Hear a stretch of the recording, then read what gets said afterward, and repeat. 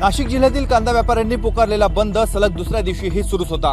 या 2 दिवसांमध्ये नाशिक जिल्ह्यातील जवळपास 100 कोटी रुपयांची कांद्याची उलाढाल ठप्प झाली आहे। कांदा व्यापाऱ्यांनी पुकारलेल्या बंदवर तोडगा काढण्यासाठी पालकमंत्री दादा भुसे यांनी तातडीची बैठक बोलावली होती। बाजार समिती आणि व्यापारी प्रतिनिधी या बैठकीला उपस्थित होते। 26 सप्टेंबर रोजी पणन मंत्र्यांच्या उपस्थितीत बैठक बोलावली असताना आता बंद पुकारण्याची आवश्यकता नाही, बंद मागे घ्या असं आवाहन पालकमंत्री दादा भुसे यांनी केलं। मात्र व्यापारी आपल्या भूमिकेवर ठाम राहिले आणि बैठकीत कोणताही तोडगा निघाला नाही।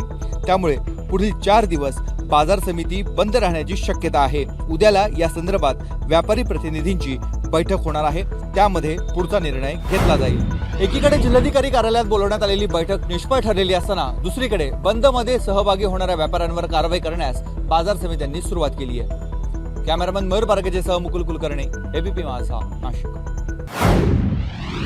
लाखो भाविकांचे श्रद्धास्थान असलेल्या सातारा जिल्ह्यातील मांढरदेवी गडावरील काळूबाईचं मंदिर आजपासून 8 दिवसासाठी बंद ठेवण्यात आलं आहे। काळूबाईच्या मंदिराच्या गाभाऱ्यातील दुरुस्तीच्या कामासाठी मंदिराचा संपूर्ण गाभारा बंद ठेवण्यात येणार असल्याचं मंदिर समितीनं कळवलं आहे। आजपासून 28 सप्टेंबर पर्यंत हे मंदिर बंद ठेवणार आहे। या कालावधीत भाविकांना बाहेरूनच दर्शन घ्यावं लागणार आहे। त्यामुळे बाहेरूनच दर्शन घ्यायचं असेल तर ते भाविक मांढरदेवी गडावर येऊ शकतात, पण आजपासून 8 दिवस गाभाऱ्यात जाऊन देवीचं मुखदर्शन घेता येणार नाही। राहुल तपासे, एबीपी माझा, सातारा। नागपूर जिल्ह्यातील कोराडी औष्णिक विद्युत केंद्रातील 2 विस्तारित नवीन संचाबद्दल प्रशासनाने घेतलेली जनसुनावणी ही आता वादाच्या भोवऱ्यात तडकली आहे। या जनसुनावणीच्या विरोधात दिनेश नायडू यांनी मुंबई उच्च न्यायालयाच्या नागपूर खंडपीठामध्ये याचिका दाखल केली आहे। 29 मे 2023 रोजी झालेली ही जनसुनावणी पर्यावरण व वन विभागाच्या अधिसूचनेची पायमल्ली करणारी असल्याचा दावा या याचिकेत करण्यात आला आहे। ही जनसुनावणी मे महिन्याच्या कडक उन्हात घेण्यात आली। त्यात प्रशासन व पर्यावरण विभागाच्या भूमिकेवर प्रश्न उपस्थित करण्यात आले आहे। सोबतच या जनसुनावणीच्या विरोधात दाखल झालेल्या याचिकेच्या पार्श्वभूमीवर नागपूर खंडपीठानं नागपूरचे जिल्हाधिकारी, महानिर्मितीचे व्यवस्थापक व प्रदूषण नियंत्रण बोर्ड यांना नोटीसेस बजावलेली आहे की ही जनसुनावणी का रद्द करू नये असाही प्रश्न या नोटीसेस मध्ये उपस्थित करण्यात आला आहे। नागपूर जिल्ह्यामध्ये आधीच असलेल्या एकूण औष्णिक विद्युत केंद्राची संख्या व त्यामुळे होणारे प्रदूषण लक्षात घेता कोराडी येथील 2 नवीन संच हे दुसऱ्या जिल्ह्यात का हलवले जाऊ नये असाही प्रश्न या याचिकेमध्ये उपस्थित करण्यात आला। त्यामुळे नागपूर खंडपीठाने या याचिकेमधील सर्व प्रतिवादींना 18 ऑक्टोबर पर्यंत उत्तर सादर करण्याचे आदेश दिले। कॅमेरामॅन व्यंकटेश नायडूसह तुषार कोहडे, एबीपी माझा, नागपूर। शिवसेनेच्या शिंदे आणि ठाकरे गटामधील राजकीय ईर्ष्या कोल्हापूरकरांना ऐन गणेश उत्सवामध्ये देखील पाहायला मिळाली। त्यामुळे आपल्या राजकीय ईर्ष्येपासून गणेश उत्सव तरी दूर ठेवा अशी म्हणण्याची वेळ कोल्हापूरकरांवर आली आहे। कोल्हापुरातल्या छत्रपती शिवाजी महाराज चौकात संयुक्त तरुण मंडळ आहे, पण शिवसेना पक्षात झालेल्या ऐतिहासिक बंडामुळे या मंडळाच्या कार्यकर्त्यांमध्ये ही फूट पडली। या दोन्ही गटांनी आता गणेश मंडळावर आपला दावा केला आहे। शिंदे गटाच्या शिवसैनिकांनी बाप्पाची मूर्ती मंडपात आणून विराजमान केली, त्याचवेळी ठाकरे गटाच्या शिवसैनिकांनी त्याच मंडपात बाप्पाची दुसरी मूर्ती विराजमान करण्याचा प्रयत्न केला। त्यांनी आज बिंदू चौकातून गणपती बाप्पाला पालखीतून छत्रपती शिवाजी महाराज चौकात आणण्याचा प्रयत्न केला। त्यावेळी ठाकरेंचे शिवसैनिक आणि पोलिसांमध्ये झटापट झाली। आता या सगळ्या घडामोडीनंतर छत्रपती शिवाजी महाराज चौकामध्ये मूळ मंडपापासून काही अंतरावरच ठाकरे गटाच्या शिवसैनिकांना बाप्पाची मूर्ती विराजमान करण्यास पोलिसांनी सांगितले। मात्र या सगळ्यामुळे नेमकं बाप्पाला काय वाटत असेल असा प्रश्न सर्वसामान्य भाविकांना पडला आहे। कॅमेरामन निलेश शेवाळेसह विजय केसरकर, एबीपी माझा, कोल्हापूर। काल लोकसभा तर आज राज्यसभेमध्ये महिला आरक्षण विधेयक मंजूर झालं।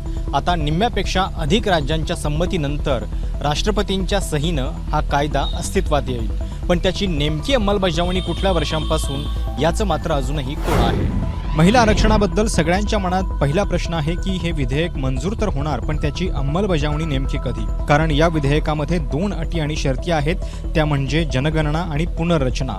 ते झाल्यानंतरच हे आरक्षण लागू होणार आहे। त्यामुळे 2024 तर सोडाच, पण 2029ला पण हे विधेयक येईलच हे आत्ताच कुणी ठामपणे सांगू शकणार नाहीये। देशात सध्याची उपलब्ध जनगणना 2011ची आहे। 2011ची जनगणना कोरोनामुळे सुरू झाली नाही आणि अद्यापही त्याची हालचाल नाहीये। 2011ची रखडलेली जनगणना पुढच्या 2 वर्षात पार पडली तर 2026 नंतर नव्यानं पुनर्रचना होऊ शकते। डिलिमिटेशनची अट काढून टाका आणि 2024 पासूनच हे आरक्षण लागू करा अशी विरोधकांची मागणी होती, पण सरकारनं हे सगळं काम डिलिमिटेशन आणि सेन्ससशी जोडलेलं आहे. त्यामुळं महिला आरक्षण लागू कधी होणार हा प्रश्न मात्र अनुत्तरित आहे. कॅमेरामॅन मनोजसह प्रशांत कदम, ABP माझा, नवी दिल्ली. बीड जिल्ह्यामध्ये पावसाअभावी खरीप हंगामाच्या उत्पादनात 50% अधिक घट होण्याची शक्यता कृषी विभागानं राज्य सरकारला सादर केलेल्या अहवालात व्यक्त केली आहे. बीड जिल्ह्यामध्ये गेल्या 3 महिन्यांमध्ये फक्त 21 दिवसच पाऊस पडल्यानं खरीप हंगामातील सर्व पिके धोक्यात आली आहेत. कापूस, सोयाबीन, उडीद, तूर, मूग आणि भुईमूग या पिकांच्या उत्पादनात 50% जास्त घट येण्याची शक्यता बीडच्या कृषी विभागानं वर्तवली आहे. या संदर्भातला एक अहवाल राज्य सरकारकडे पाठवण्यात आला आहे. बीड जिल्ह्यामध्ये 90 हेक्टर क्षेत्रावरील सोयाबीनचं पीक पावसाअभावी नष्ट झालं आहे. पीक विमा कंपनीकडून सोयाबीन, मूग आणि उडीद या पिकांसाठी 25% अग्रिम पीक विमा मंजूर झाला आहे. परंतु मंजूर झालेला पीक विमा अजूनही शेतकऱ्यांना मिळालेला नाही. तसंच बीड जिल्ह्यामध्ये सरासरीपेक्षा खूप कमी पाऊस झाल्यानं हवामान विभागाकडून बीड जिल्हा आता रेड झोन मध्ये असल्याचं जाहीर करण्यात आलं आहे. त्यामुळे एकीकडे पिकांच्या उत्पादनात होत असलेली घट, दुसरीकडे जनावरांचा चारा आणि पिण्याच्या पाण्याचा प्रश्नही गंभीर बनत चालला आहे. कॅमेरा पर्सन विशालसह पंकज क्षीरसागर, ABP माझा, परभणी. यंदाच्या गणेश उत्सवामध्ये आपल्याला चांद्रयान 3चा बोलबाला पाहायला मिळतोय. पिंपरी चिंचवडच्या कॅम्ब्रिज इंटरनॅशनल स्कूलमध्ये सुद्धा चांद्रयान 3चाच देखावा साकारलेला आहे. मात्र त्यांचं एक वैशिष्ट्य आहे, कारण त्यांनी अध्यात्म से अंतरिक्ष की ओर ही थीम साकारलेली आहे. आणि या थीम मध्ये आपण बघतोय जगद्गुरु संत तुकाराम महाराज हे एका गरुडावरती विराजमान झालेले आहेत. दुसरीकडं संत गोरा कुंभार यांचं कार्य नेमकं काय होतं ते दाखवण्याचा प्रयत्न आहे. तिसरीकडं जे आत्ता भारताने एक ऐतिहासिक कामगिरी केलेली आहे चांद्रयान 3ची, ही सगळी प्रक्रिया या ठिकाणी दाखवण्याचा प्रयत्न केला जातोय.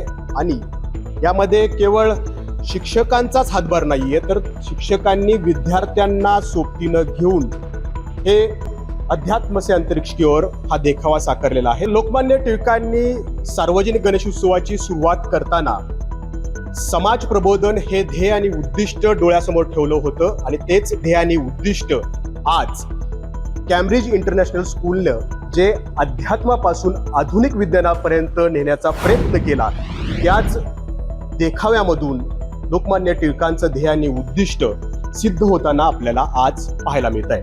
नाजिम मुल्ला, ABP माझा, पिंपरी चिंचवड. नागपुरात आज OBC, VJNT, SBC विद्यार्थ्यांच्या विविध शैक्षणिक मागण्यांसाठी रेशीमबाग चौकावर भीक मागो आंदोलन करण्यात आले. OBC अधिकार युवा मंचाच्या वतीने हे आंदोलन करण्यात आले. OBC विद्यार्थ्यांच्या 72 वसतिगृहांचा विषय गेल्या 6 वर्षापासून प्रलंबित असून राज्य शासनानं अजूनही तो प्रश्न सोडवलेला नाही. राज्य शासनाच्या वित्त विभाग आणि इतर मागास बहुजन कल्याण विभाग या विषयावर गंभीर नाही असा आरोप आज आंदोलकांकडून करण्यात आला. शाळा आणि महाविद्यालयांचे शैक्षणिक सत्र होऊन 3 महिने उलटले आहेत, तरीही 7200 विद्यार्थ्यांसाठी 72 OBC वसतिगृह, 21600 विद्यार्थ्यांसाठी सावित्रीबाई फुले आधार योजना, तर 75 विद्यार्थ्यांसाठी विदेश शिष्यवृत्ती योजनेची अंमलबजावणी झालेली नाही. त्यामुळे या सर्व योजना महाराष्ट्र शासनाच्या वित्त आणि इतर मागास व बहुजन कल्याण विभागानं अडवून ठेवल्याचा आरोपही आंदोलकांनी आज केलेला आहे. या सर्व बाबींचा निषेध करून सरकारचं लक्ष वेधण्यासाठी OBC अधिकार युवा मंचच्या वतीने हे भीक मागो आंदोलन करण्यात आले. या आंदोलनाच्या माध्यमातून जमा झालेला निधी सरकारला मनी ऑर्डरद्वारे पाठवला जाणार आहे. कॅमेरा पर्सन व्यंकटेश नायडूसह रजत वसिष्ठ, ABP माझा, नागपूर. छत्रपती संभाजीनगर महानगरपालिकेच्या एका निर्णयाची सध्या शहरात जोरदार चर्चा सुरू आहे. या निर्णयामुळे छत्रपती संभाजीनगरात यापुढे कोणत्याही रस्त्यावर अनाधिकृत पार्किंग केल्यास आर्थिक भुर्दंड बसण्याची शक्यता आहे. शिवाय कारवाईलाही सामोरं जावं लागू शकतं. छत्रपती संभाजीनगर महानगरपालिकेच्या निर्णयाची 1 ऑक्टोबरपासून अंमलबजावणी करण्यात येणार आहे. या निर्णयामुळे यापुढे रस्त्यावर अनाधिकृतपणे कुठलंही वाहन उभं केल्यास गाडी मालकावर कारवाई करण्यात येईल. दुचाकीला 200 रुपये, हातगाडीला 200 रुपये आणि 4चाकी वाहनाला 2000 रुपयांचा दंड ठोठावण्यात येणार आहे. या दंड वसुलीसाठी ॲक्टिव्ह मोटर्स या खाजगी एजन्सीची नेमणूक करण्यात आली आहे. यावर महानगरपालिकेला प्रश्न असा आहे की शहरात महत्त्वाच्या ठिकाणी पार्किंगसाठी जागाच उपलब्ध नाही, त्यामुळे नागरिकांनी गाडी पार्क कुठे करायची. त्यामुळे आधी वाहनांसाठी पार्किंगची सोय करा आणि नंतर दंड आकारा अशी मागणी वाहनधारकांकडून करण्यात येत आहे. कॅमेरामन धनंजय दारुंटेसह मी कृष्णा किंडे, ABP माझा, छत्रपती संभाजीनगर. चंद्रपुरात आज एका मोठ्या कालावधीनंतर पावसाचं पुनरागमन झालं.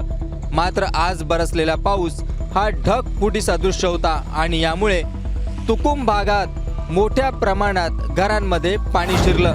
तुकुम परिसरातील कार्मेल अकॅडमी शाळेच्या मागे कित्येक घरांमध्ये अचानक पाणी शिरल्याने नागरिक संकटात सापडले. घरांमधील मौल्यवान चीजवस्तू, भांडी, कपडे व दैनंदिन वापराच्या सर्वच वस्तू घरातच तरंगताना बघायला मिळाल्याने नागरिकांचा संताप अनावर झाला. ऐन सणांच्या काळात चंद्रपूर शहर आणि जिल्ह्यात आज सकाळपासून मुसळधार पावसाचा कहर बघायला मिळाला होता. कार्मेल अकॅडमी मागे पाणी अडवून ठेवणारी एक भिंत प्रशासनाने तोडल्याने या भागातील नागरिकांच्या घरात मोठ्या प्रमाणात पाणी शिरलं आणि लोकांनी यासाठी चंद्रपूर महानगरपालिकेला जबाबदार ठरवलं.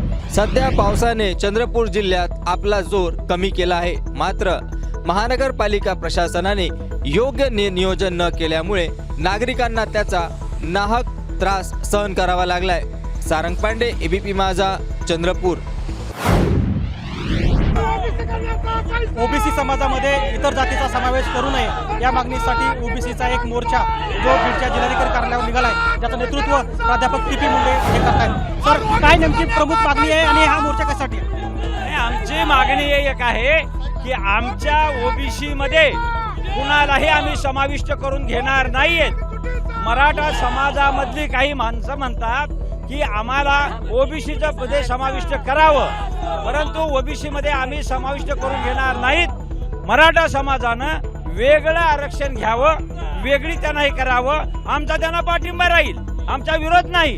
आम्ही या व्यतिरिक्त इतर मागासवर्गीय विकास महामंडळ वगैरे जे आहे त्यांना जाती न्याय, जातीप्रमाणे जास्तीत जास्त भांडवल द्यावं आणि त्यांना न्याय द्यावा.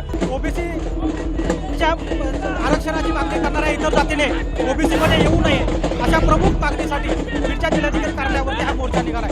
कॅमेरामन मोरकरसह गोविंद शेळके, एबीपी माझा, बीड. गणपती बाप्पाचं आगमन झालं आणि त्यानंतर आता गौरींचंही आगमन झालेलं आहे. आपण आता पुण्यातल्या विटकर कुटुंबाकडे आलेलो आहोत. त्यांच्या घरी पारंपरिक पद्धतीनं हा सण जो आहे तो साजरा केला जातो. त्यांच्या मुखवट्यांची देखील एक वेगळीच खासियत आहे. हे सगळंच आपण त्यांच्याकडून आज जाणून घेणार आहोत. गणपती आले, आता गौरी देखील माहेरपणासाठी आलेल्या आहेत. काय वैशिष्ट्य आहे तुमच्या घरच्या गौरींचं? आमच्या घरच्या गौरी म्हणजे आम्हाला खूप आनंद होतो आणि पारंपरिक पद्धतीने आम्ही करतो.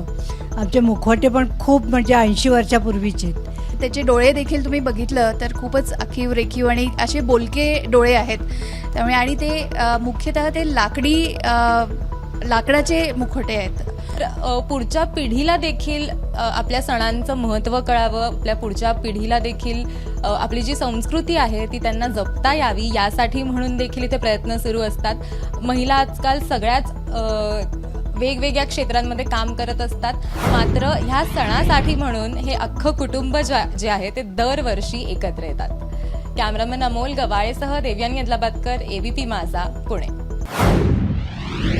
शिवसेनेतल्या ठाकरे गटाच्या युवा सेनेचे अध्यक्ष आदित्य ठाकरे यांनी सिंधुदुर्ग जिल्ह्यातल्या स्थानिक लोकप्रतिनिधी आणि कार्यकर्त्यांच्या घरी जाऊन गणपती बाप्पाचं दर्शन घेतलं.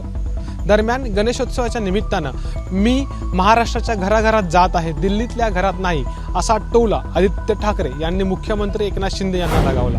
आदित्य ठाकरे यांनी सिंधुदुर्ग दौऱ्याची सुरुवात आमदार वैभव नाईक यांच्या घरी गणपती बाप्पाचं दर्शन घेऊन केली. त्यावेळी ढोल ताशांच्या गजरात आणि औक्षण करून आदित्य ठाकरेंचं स्वागत करण्यात आलं. आदित्य यांना पाहण्यासाठी आणि भेटण्यासाठी शिवसेनेच्या ठाकरे गटाच्या कार्यकर्त्यांसह तरुण तरुणींची गर्दी झाली होती. त्यानंतर आदित्य यांनी वेंगुर्ला तालुका प्रमुख आणि पदाधिकाऱ्यांच्या घरी बाप्पाचं दर्शन घेतलं. त्यामुळे ठाकरे गटाच्या कार्यकर्त्यांमध्ये चैतन्य निर्माण झाल्याचं पाहायला मिळालं. आदित्य ठाकरेंसारखा पक्षाचा नेता घरी आल्याचं समाधान त्यांच्या चेहऱ्यावर दिसून आलं. दरम्यान आदित्य ठाकरेंनी पत्रकारांशी बोलताना रिफायनरीच्या मुद्द्यावर आम्ही जनतेसोबत आहोत, कोकणवासियांना हवं तेच होईल, कुणीही इथं काहीही लादू शकत नाही असा इशाराच आदित्य ठाकरे यांनी दिला. यावेळी आदित्य ठाकरे यांना पंतप्रधान नरेंद्र मोदी यांच्याबद्दल प्रश्न विचारला असता त्यांनी बोलण्यास नकार दिला. दरम्यान आदित्य ठाकरे यांच्या घरगुती गणपती बाप्पाच्या दर्शनामुळे पक्षाला नेमका काय फायदा होणार याची चर्चा सध्या रंगल्याचं पाहायला मिळतंय. कॅमेरामॅन मेहबूब शेखसह अमोल मोरे, एबीपी माझा, सिंधुदुर्ग. चोंडीत धनगर आरक्षणासाठी लढा देणारे उपोषणकर्ते सुरेश बंडगर यांची प्रकृती बिघडली आहे. त्यामुळे बंडगर यांना उपोषण स्थळीच ऑक्सिजन लावण्यात आला आहे. नगर जिल्ह्यातील चौंडीत गेल्या 16 दिवसांपासून धनगर आरक्षणासाठी आंदोलन सुरू आहे. धनगर समाजाचा एसटी प्रवर्गामध्ये समावेश आहे, मात्र त्याची अंमलबजावणी व्हावी अशी आंदोलकांची प्रमुख मागणी आहे. या आंदोलनातील उपोषणकर्ते सुरेश बंडगर यांची तब्येत बिघडल्यानं त्यांना उपोषण स्थळीच ऑक्सिजन लावण्यात आला आहे. त्यांना डॉक्टरांनी रुग्णालयात दाखल होण्याचा सल्ला दिलाय, पण बंडगर यांनी या सूचनेला नकार दिला आहे. सुरेश बंडगर यांनी कालपासूनच पाणी पिणं ही सोडल्यानं त्यांची तब्येत खालावली असल्याची माहिती आहे. आरक्षणाचा वटहुकूम आमच्या हातात पडल्यावरच आम्ही उपोषण सोडू असा निर्धार बंडगर यांनी माध्यमांशी बोलताना व्यक्त केलाय. राज्य सरकार सोबतच्या निष्फळ बैठकीनंतर उपोषणकर्त्यांचं शिष्टमंडळ चौंडीत जाऊन आंदोलनाची पुढची दिशा ठरवणार आहे. तोवर उपोषण सुरूच राहील अशी माहिती आंदोलनकर्त्यांनी दिली आहे. कॅमेरा पर्सन प्रसादसह सुनील भोंगळ, एबीपी माझा, चोंडी, अहमदनगर. डेक्कन ओडिसीचा पुन्हा एकदा शुभारंभ जो आहे तो करण्यात आलेला आहे. कोविडमुळे ही ट्रेन जी आहे ती बंद करण्यात आलेली होती, मात्र पुन्हा एकदा या लक्झरी ट्रेनचा प्रवाशांना सोबतच परदेशी पर्यटकांना करता येणार आहे. मी सध्याला त्याच डेक्कन ओडिसीमध्ये आहे आणि आपण बघू शकता लक्झरी असे हे डायनिंग टेबल्स जे आहेत ते आपल्याला इथं बघायला मिळत आहेत. एकूणच सगळ्यात महागडी ट्रेन म्हणून डेक्कन ओडिसी या गाडीची ओळख आहे. दोन जे पार्ट आहेत ते आपल्याला या डेक्कन ओडिसीमध्ये बघायला मिळतात, ज्यामध्ये महाराष्ट्रामधनं CST ते सावंतवाडीपर्यंत एक मार्ग असणार आहे, ज्यामध्ये औरंगाबाद, पाचोरा असेल, कोल्हापूर असेल, हे संपूर्ण भाग यामध्ये कव्हर करता येतील. सांस्कृतिक वैभव महाराष्ट्राचं दिसावं, सोबतच जे पर्यटन वैभव आहे ते देखील ह्या परदेशी नागरिकांना बघता यावं, सोबतच भारतीय नागरिकांना देखील बघता यावं, त्यासाठी ही संपूर्ण अरेंजमेंट जी आहे ती आपल्याला या रेल्वेच्या माध्यमातून करताना बघायला मिळणार आहे. कॅमेरामॅन अजित शिवतरकरचा अभिषेक मुठाळ, ABP माझा, मुंबई. राज्याचे उपमुख्यमंत्री देवेंद्र फडणवीस यांनी गुरुवारी संध्याकाळी पुण्यातील वेगवेगळ्या गणेश मंडळांना भेटी दिल्या आणि गणपती बाप्पांचं दर्शन घेतलं. उपमुख्यमंत्री देवेंद्र फडणवीस यांनी पुण्यातील मानाचा पहिला कसबा गणपतीचं दर्शन घेऊन त्यांच्या पुण्यातील गणेश दर्शनाची सुरुवात केली. त्यानंतर भाऊसाहेब रंगारी, त्यानंतर तांबडी जोगेश्वरी हा पुण्यातील दुसरा मानाचा गणपती, त्यानंतर गुरुजी तालीम, त्यानंतर श्रीमंत दगडूशेठ हलवाई गणपती, त्यानंतर अखिल मंडई गणेशोत्सव मंडळ, त्यानंतर तुळशीबाग सार्वजनिक गणेशोत्सव मंडळ आणि त्यानंतर लोकमान्य टिळक गणेशोत्सव मंडळ अशा वेगवेगळ्या गणेश मंडळांना देवेंद्र फडणवीस यांनी भेटी दिल्या. या प्रत्येक गणेश मंडळामध्ये देवेंद्र फडणवीस यांच्या हस्ते गणपती बाप्पाची आरती करण्यात आली आणि त्यानंतर देवेंद्र फडणवीस यांचा हा पुणे दौरा आटोपला.